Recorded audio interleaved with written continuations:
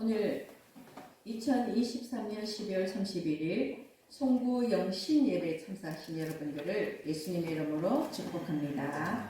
네. 제가 낮에 잠깐 검색을 하다가 한 기사를 보았는데요.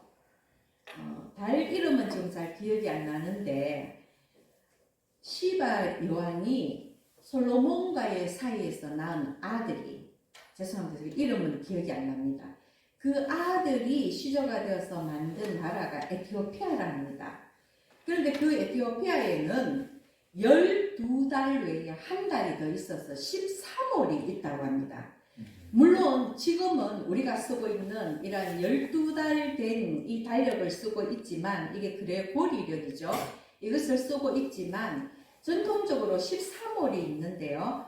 이 에티오피아에서는 한 달을 30일로 해서 12달을 하면 그러면 5일 내지 6일 정도가 남는다고 합니다. 어떤 때는 5일이 남고 어떤 때는 6일이 남는데 이 5일과 6일 정도 되는 이 날을 13월로, 그러니까는 30일 정도의 그러한 기간은 아니지만 어쨌든 13월을 만들어 놓았는데 그 이유가 무엇이냐 하면 한 해를 마무리하고 새로운 해로 넘어가는데 한 해를 마무리하고 새로운 해로 가기 이전에 한 며칠 동안 잘 준비하기 위한 그러한 의미로 13월이 있다고 합니다.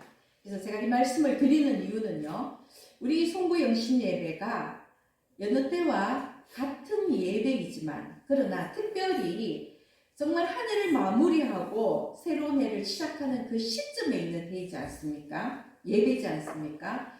그래서 참으로 이 예배가 중요하다. 11시에 드리고 여러분도 피곤하고 물론 저도 피곤합니다. 그리고 때로 예배를 드리다 보면 좋은 분들도 많습니다.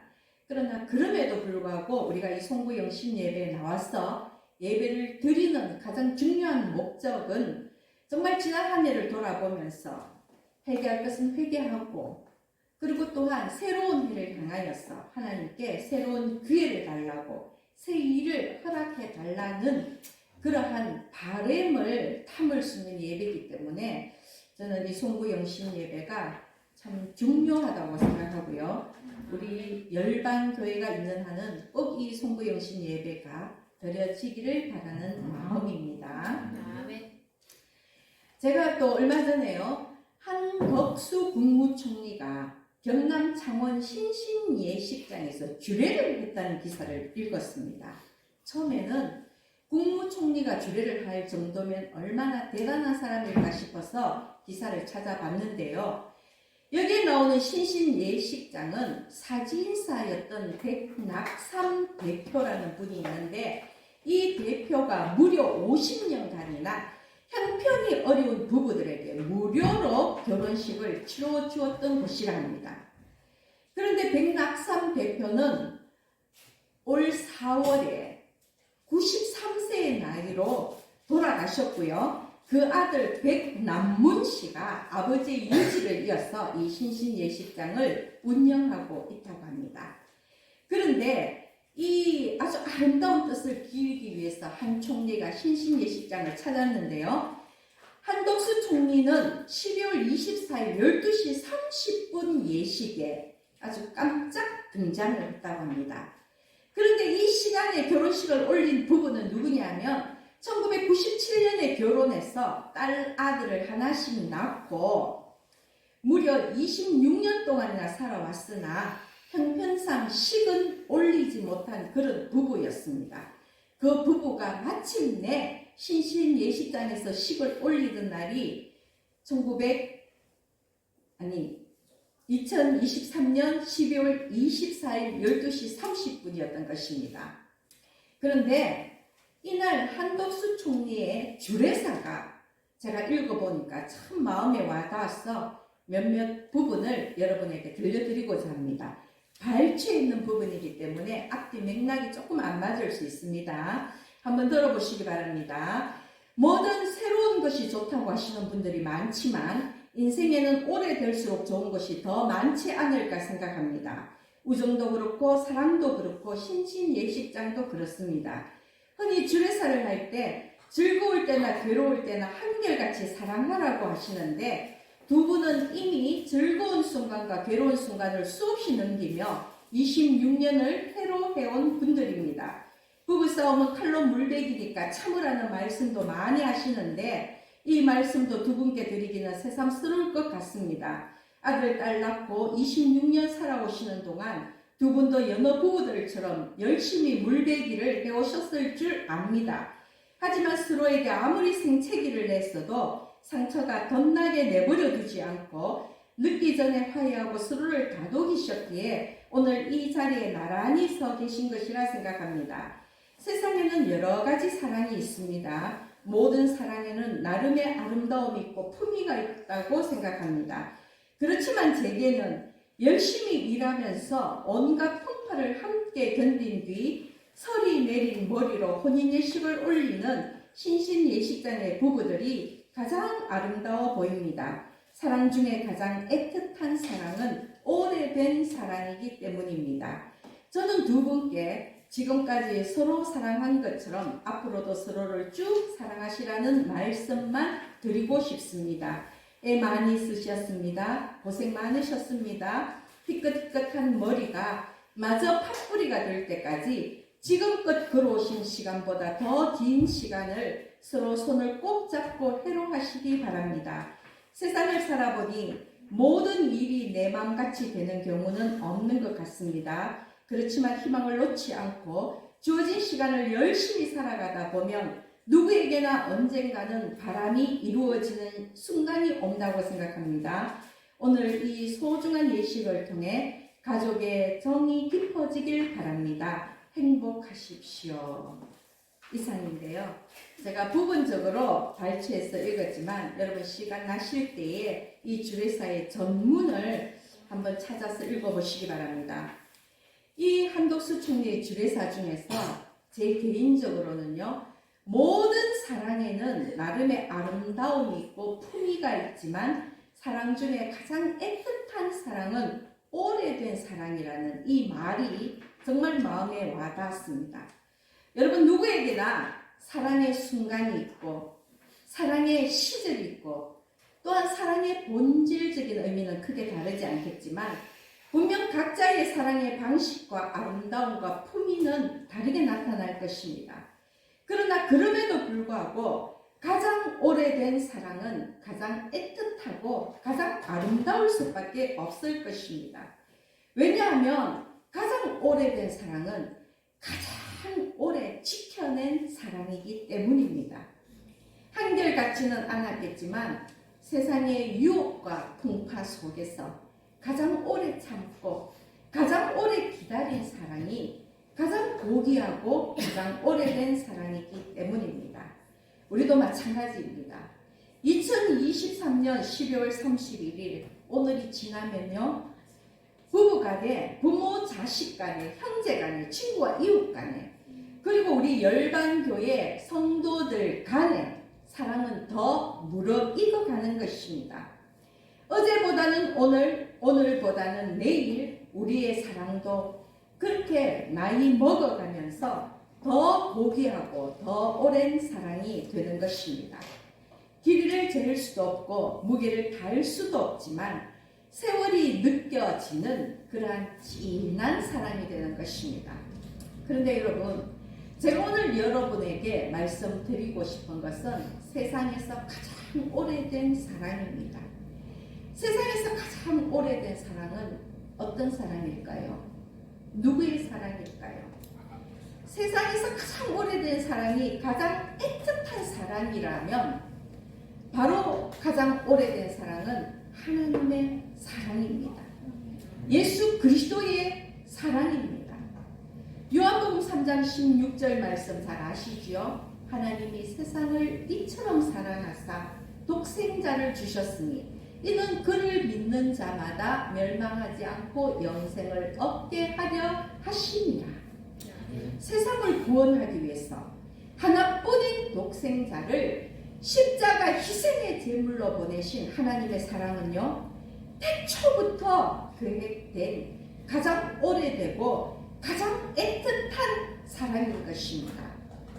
수많은 마귀의 괴계에도 불구하고 하나님의 그 오랜 사랑은 지금도 계속되고 있고, 오늘 우리가 말씀에서 읽은 바와 같이 어린 양의 혼인 잔치가 시작되는 그 순간까지, 아니 그 이후 영원의 시간을 건너서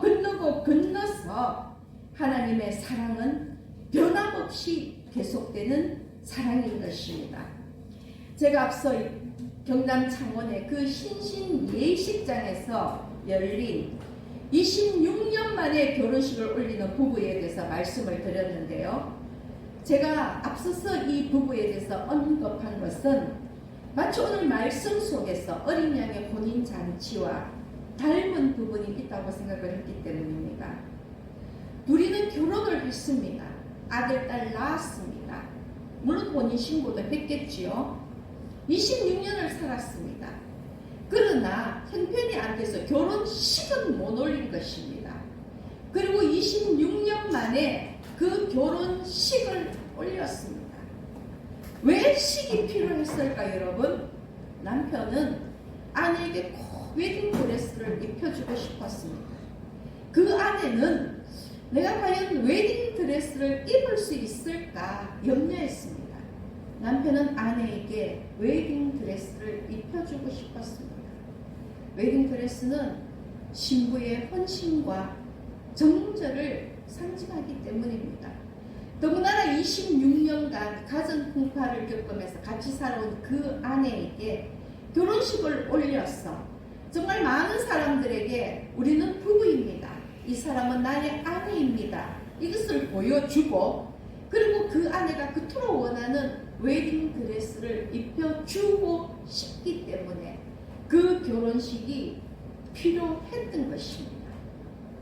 여러분, 어린 양은 예수 그리스도입니다. 어린 양의 혼인잔치라는 것은 주의 재림 때 예수 그리스도와 구원받은 성도들의 혼인잔치를 말합니다. 그런데 7절 말씀을 보면요, 어린 양의 혼인 기약이 이르렀고 라는 구절이 있습니다. 우선 유대인의 결혼 풍습을 알아야 이 말이 이해가 되는데요. 유대인들은 남녀가 결혼을 하기 전에 미리 약혼을 합니다. 그리고 약혼을 하고 일정 기간이 지나고 나서야 비로소 결혼식을 올립니다. 그러나 결혼식을 올리지는 않았지만 정혼한 남녀는 이미 부부로서의 합법적인 권리와 의무를 지냅니다. 서로에게 순종해야 되고 서로의 정절을 지켜야 됩니다. 그리고 이 약혼 기간이 지나면요, 마침내 혼인 예식을 올리는 날이 되고 신랑은 신부 집으로 가서 식을 치르고, 그리고 신부를 자기 집으로 데리고 옵니다. 근데 신부 집에서의 이 혼인 기간이, 이 결혼식 날이 무려 일주일간이나 기술이 됩니다. 그리고 마지막 날 신랑을 신부 방에 들여놓으면 혼인 예식은 끝이 나는 것입니다. 이때는 이 혼인의 날은 축제의 날이기 때문에, 여러분, 이스라엘에 금식의 절기가 있음에도 불구하고 혼인 이 시기에는 금식을 하지 않습니다. 축제의 흥을 깨뜨리지 않기 위해서입니다. 그리고 혼인 예식이 다 끝난 다음에 금식을 하도록 했다는 것입니다. 우리도 과거에 결혼 풍습을 한번 생각해 보십시오. 결혼 전에 미리 남녀가 정혼을 합니다. 물론 지금은 예식이 간소화되어서 약혼하는 그런 과정이 없지만, 예전에는 미리 약혼을 하고요, 정혼을 하고 혼인 날짜가 되면 신부 집에서 예식을 치르고 일정 기간 머물다가 신부를 데리고 신랑 집으로 돌아갔습니다. 그것이 우리 옛날의 결혼 풍습이었습니다. 그런데 남녀가 정혼을 하면요, 우리도 마찬가지로 이미 결혼한 부부와 같았습니다. 만약에 정혼한 상태에서 파혼을 하면 어떻게 됩니까? 남자나 여자나 결혼했다가 이혼하는 것과 같은 똑같은 타격을 입게 됩니다. 물론 지금은 이 같은 것이 큰 타격이 되지는 않지만, 옛날 풍습에서는요, 만약에 결혼했다가, 정혼 했다가 파혼을 하면, 결혼했다가 이혼하는 것과 같이 똑같았고, 여자는 평생 결혼할 수 없는 몸이 되는 것입니다. 그런데 예수님과 우리의 관계, 예수님의 그 어린 양의 혼인 잔치가 이르기 전에 예수님과 우리의 관계는 바로 이러한 정혼을 맺은 것과 같습니다, 여러분. 아직 예식은 올리지 않았지만 우리는 예수님의 영적인 신부로서 혼인에 대한 책임과 의무를 다해야 된다는 것입니다.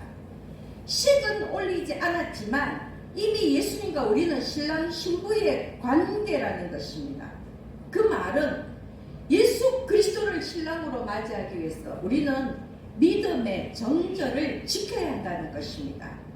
예수님은 이미 자신의 그 피값으로 우리를 샀습니다. 우리를 신부 삼았습니다. 그리고 예수님의 그 피로 혼인 서약도 했습니다. 이미 우리는 예수님의 신부된 자라는 것입니다. 고린도후서 11장 2절 말씀을 보면 바울은 말합니다. 내가 하나님의 열심으로 너희를 위하여 열심을 내노니 내가 너희를 정결한 처녀로 한 남편인 그리스도께 드리려고 중매함이로다. 바울은 복음을 전하는 것을, 이 성도들을 예수 그리스도와 중매하는 것, 신랑 되신 예수 그리스도께 성도들을 신부로 중매하는 것과 같다고 비유하고 있는 것입니다. 그리고 어린 양 되신 그리스도의 혼인 기약이 이르르면요, 우리는 마침내 예수님과 더불어서 혼인 예식을 올리는 것입니다. 그때가 언제입니까? 예수 그리스도가 이 땅에 다시 오실 때, 이 땅의 영원한 구원과 심판의 그 시기, 그때가 바로 예수 재림의 때 아닙니까? 그때 우리가 예수 그리스도와 더불어 혼인 잔치를 하는 것입니다. 그러므로 예수 그리스도의 혼인 잔치라는 것은요, 바로 구원을 의미합니다.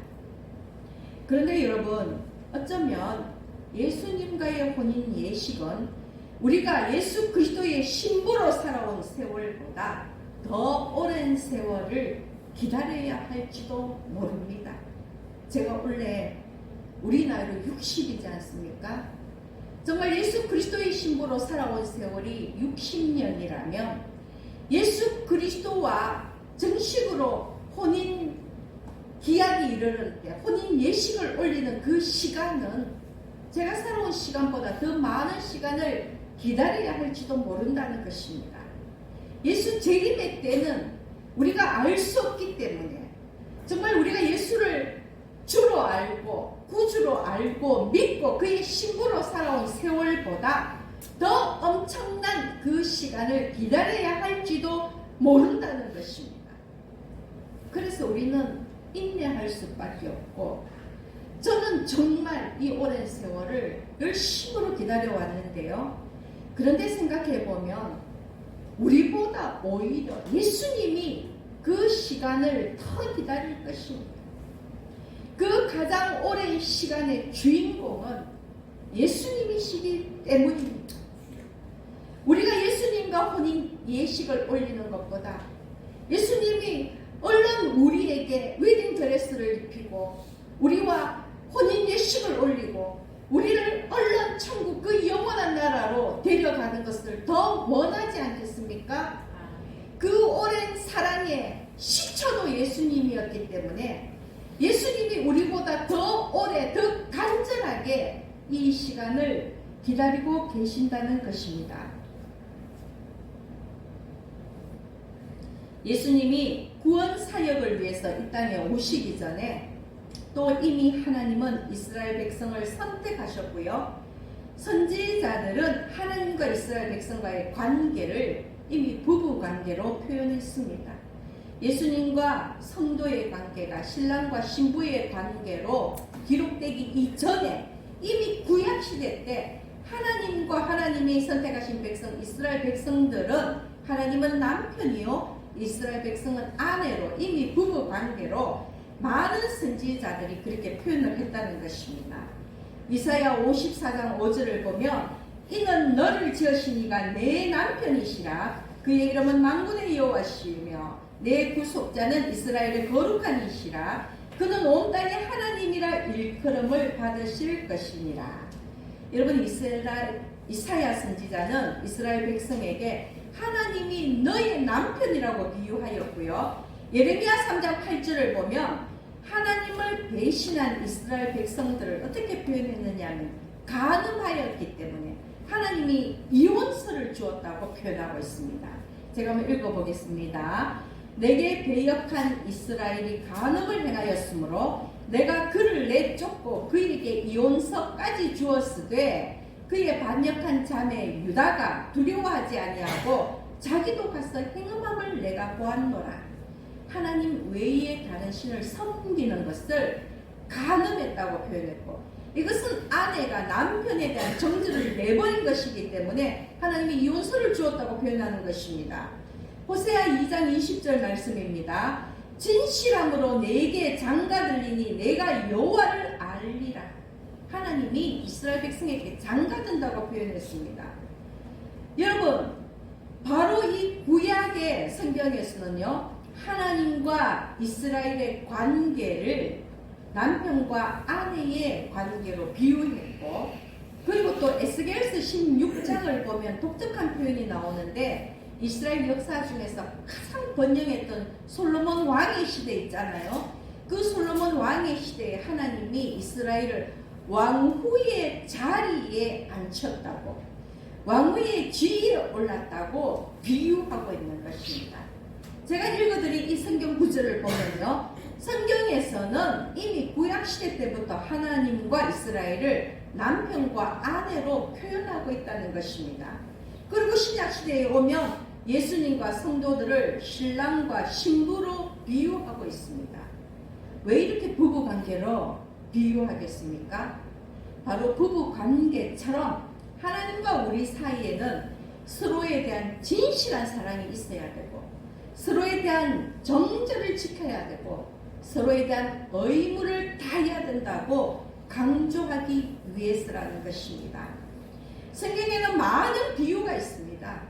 하나님과 우리의 관계는 아버지와 자녀의 관계이기도 하지만, 특별히 하나님과 우리의 관계가 남편과 아내로 부부관계로 비유될 때는 순종하고 정절을 지키고 그 사랑에 대한 책임과 의무를 다하라는 그런 의미인 것입니다. 여러분, 만약 이런 것들이 없다면 부부관계는 깨어지고 말 것입니다. 하나님의 사랑이 가장 오랜 사랑인 것은 우리를 향한 하나님의 사랑이 변함없었기 때문입니다. 우리를 향한 책임과 의무와 정절을 하나님은 지키셨다는 것입니다. 우리 역시 그렇게 해야 한다는 것입니다. 그리고 그 오랜 사랑의 결실이 오늘 본문에 나오는 어린 양의 혼인 예식입니다. 여러분, 7절 말씀을 다시 보십시오. 어린 양의 혼인 기약일을 얻고 그의 아내가 자신을 준비하였으므로 그에게 빛나고 깨끗한 세마포 옷을 입도록 허락하셨으니 이 세마포 옷은 성도들의 옳은 행실이로다. 어린 양 예수 그리스도와의 혼인 예식에서는 성도들은 무엇을 입습니까? 세마포 옷을 입습니다. 이 세마포 옷이 소위 웨딩 드레스입니다. 깨끗한 세마포 옷이 웨딩 드레스가 되는 것입니다. 세마포는요, 쉽게 그냥 못이라고 생각하면 될 것 같습니다. 오리, 성근 그런 삼배보다 굉장히 가는 실로 짠 그러한 아주 고운 마, 여러분 못이라고 생각하면 되는데요, 이 세마포는 희고 빛이 나서 이 당시에 아주 고급 옷감으로 쓰였습니다. 그래서 누가 입느냐면 제사장이나 레위인이나 귀족들이 입었고요, 성전의 휘장에 이 세마포를 썼고, 또는 수의로 죽은 사람을 보낼 때에 그 수의 재료로 이 세마포를 썼다는 것입니다. 또한 세마포는 성경시대 사람들에게는 부의 상징이었습니다. 그런데 이러한 세마포가 의미하는 것이 많지만 오늘 말씀 속에서 세마포 옷은 성도의 영적인 순결, 거룩한 행실, 깨끗한 행실을 의미하는 것입니다. 예수 그리스도의 신부로 믿음의 정절을 지킨 자에게만 허락되는 것이 바로 빛나고 깨끗한 세마포 옷인 것입니다. 여러분, 그러므로 세마포 옷을 입지 않으면요, 예수께로 나아갈 수 없습니다. 구약의 대제사장들이 세마포 옷을 입었다고 말씀을 드렸지요. 대제사장들도 바로 대속죄일 날 지성소로 들어갈 때는 세마포 옷을 입었습니다. 이렇게 정결하지 않으면 하나님을 만날 수가 없었기 때문입니다. 레위기 16장 4절 말씀을 제가 읽어보겠습니다. 거룩한 세마포 속옷을 입으며 세마포 속바지를 몸에 입고 세마포 띠를 띠며 세마포 관을 쓸지니 이것들은 거룩한 옷이라 물로 그의 몸을 씻고 입을 것이며, 제사장들, 대제사장들이 이 대속죄일에 지성소에 들어갈 때에 자기 몸을 씻고 속옷부터 구두까지 머리에 쓰는 그러한 관까지도 전부 세마포로 된 것을 쓰고 들어갔다는 것입니다. 그러므로 이 세마포는 바로 정결함, 순결함을 의미하는 것입니다. 그런데 이 예수 그리스도의 신부들 외에도 세마포를 입는 자들이 있습니다. 성경에 보면요, 하늘의 24장로, 천사들, 그리고 하늘의 군대들입니다.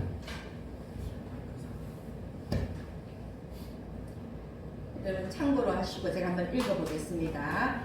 계시록 4장 4절에 보면요, 또 보좌에 둘러 24보좌들이 있고 그 보좌들 위에 24장로들이 흰옷을 입고 머리에 금관을 쓰고 앉았더라.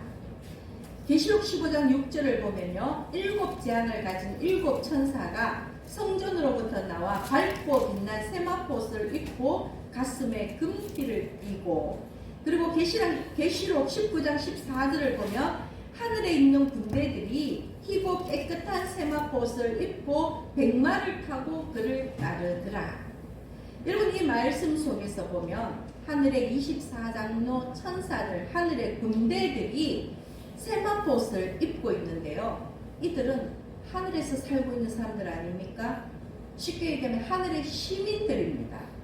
그렇다면 예수 그리스도와의 혼인 예식 때에 성도들이 세마포옷을 입는다는 것은 이제 완전한 하늘 시민이 되는 것을 의미하는 것입니다. 이 세마포옷은 구원의 증거라는 것입니다. 세마포옷을 입지 않으면 결단코 어린 양의 혼인잔치에 참석할 수 없습니다. 마태복음 22장 12절 13절을 보면요, 어린 양의 혼인잔치에 대한 이야기가 나오는데, 이르되 친구여 어찌하여 예복을 입지 않고 여기 들어왔느냐 하니 그가 아무 말도 못하거늘 임금이 사환들에게 말하되 그 손발을 묶어 바깥 어두운 데에 내던지라. 거기서 슬피 울며 이를 달게 되리라 하니라. 여러분, 예복을 입지 못한 자들, 즉 세마포옷을 입지 못한 자들은 결국에는 바깥 어두운 데에 던져진다는 것입니다. 어린 양의 혼인잔치는 예수 재림 때의 마지막 심판 때임을 의미하기 때문에 바깥 어두운 데는 어디겠습니까, 여러분? 지옥입니다. 아무리 부정하고 싶어도 예복을 입지 못한 자들은 지옥 백성이 되는 것입니다. 어둠의 늪에 빠져버리는 것입니다. 하나님께 불순종하며 믿음의 정절을 지키지 않은 자들은 하늘 시민이 아니라 지옥 백성이 되는 것입니다. 그러므로 여러분, 우리는 믿음의 정절을 지켜서 세마포옷을 입고 예수 그리스도의 혼인잔치에 참석해야 합니다. 그 혼인계약이 언제지는 알 수 없지만, 그렇기 때문에 더욱더 두렵고 떨리는 마음으로 정말로 우리는 예수 그리스도가 준비하시는 그 세마포옷을 입을 수 있어야 한다는 것입니다. 2024년 정말 매일의 삶 속에서 세마포옷을 입는 그러한 깨끗한 그릇으로 준비되고 예수님을 만나는 한 해가 되기를 소망합니다. 제가 2024년 청룡의 해라고 해서 찾아보니까요, 용은 왕을 상징한다고 합니다.